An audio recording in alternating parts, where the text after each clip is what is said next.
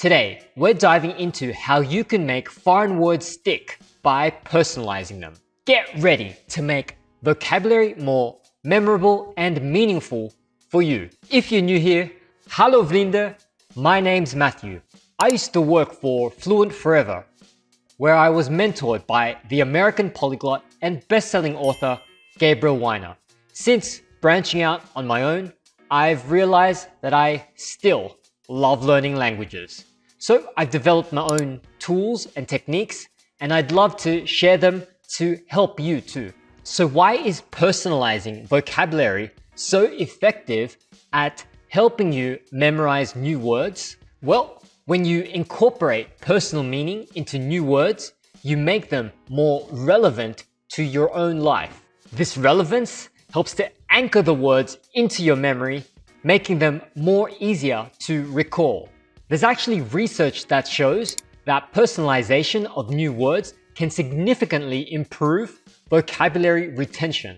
One study looked at a group of learners that used personalized readings to help boost their vocabulary.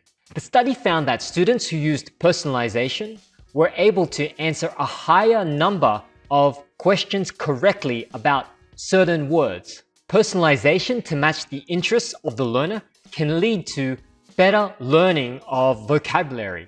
Overall, if you want to effectively memorize vocabulary, you can relate those new words to your personal life in some way. Now let's explore how you can make words more personal to you so you can memorize them better. Here are 5 ways to make words more meaningful to your life. These are a few strategies. 1. Connect words to your life experiences. Describe personal events using the new word. Recall experiences in your own life where the new word might fit. 2. Use words to describe people you know. Apply the word to describe some family members or friends. For example, I recently came across the Spanish word gruñón, which means grumpy or cranky. And I was having a hard time trying to remember that word. But then I thought of someone close to me who often does get grumpy. I'm not going to name who, but that certainly helped me to remember the Spanish word gruñón. 3. Connect words to familiar places. Associate the word with places that you often go to, like a restaurant, your workplace, or school.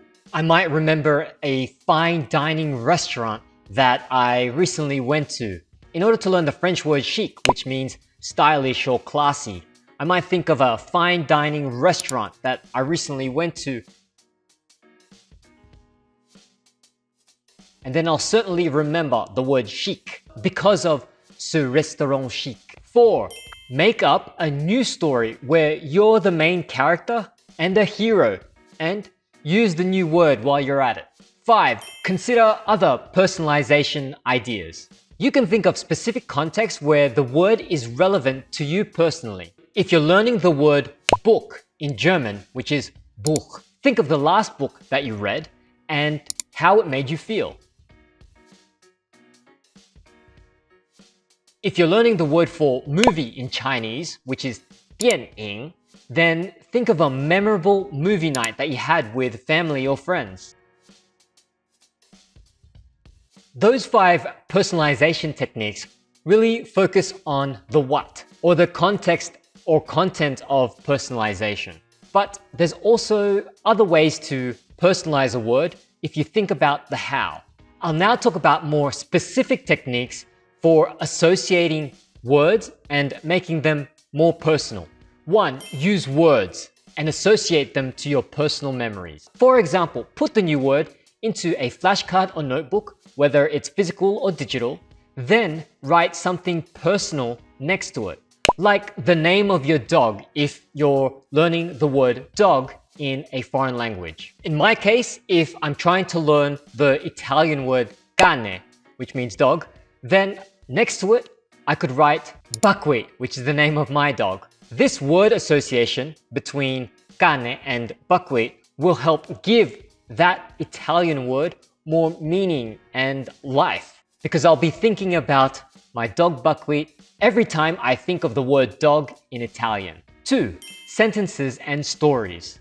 Write out sentences or stories that use the word. For example, if you're learning the Portuguese word for party, which is festa, you might write a corresponding sentence like this. Eu fui a uma festa no Brasil, which means I went to a party in Brazil. When you have that sentence along with the word festa, you'll then remember that word a lot better because it will draw upon memories of you going to Rio de Janeiro, having a party with your new Brazilian friends. 3. Visualization and imagination.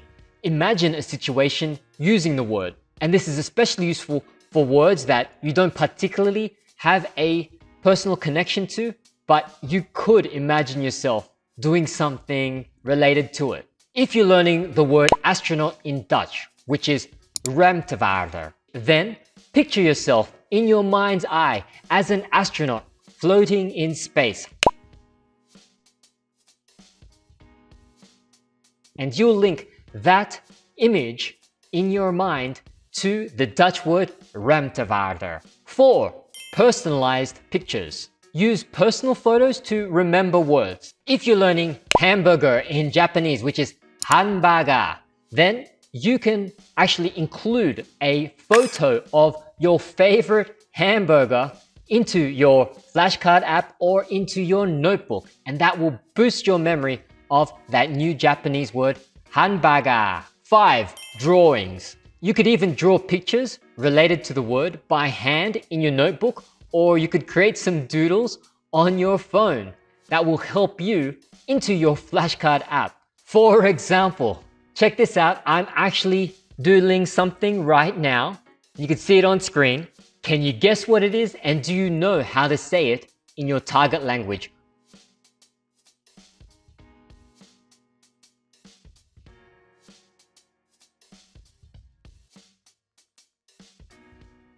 Write your answer in the comments below, and I'm curious to find out if you know what it is, and also if you remember that word in your target language. And as a special hint, this is a palaka in Tagalog, Filipino.